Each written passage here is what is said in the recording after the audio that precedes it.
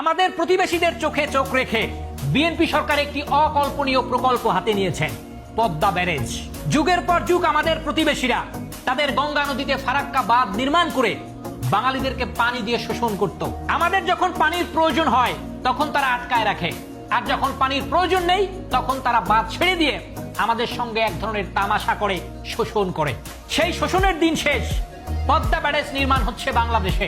এই প্রকল্পের মাধ্যমে যে আমরা শুধু আমাদের প্রতিবেশীর শোষণের হাত থেকে রেহাই পাবো, শুধু এতটুকুই নয়, এই প্রকল্পের মাধ্যমে বাংলাদেশের 24টি জেলায় প্রায় 7 কোটি মানুষ সুযোগ সুবিধা ভোগ করবে। এছাড়াও কোনো ধরনের জ্বালানি ব্যবহার না করে শুধুমাত্র পানির প্রবাহকে ব্যবহার করে বাংলাদেশে 113 মেগাওয়াট বিদ্যুৎ উৎপাদন করা সম্ভব হবে।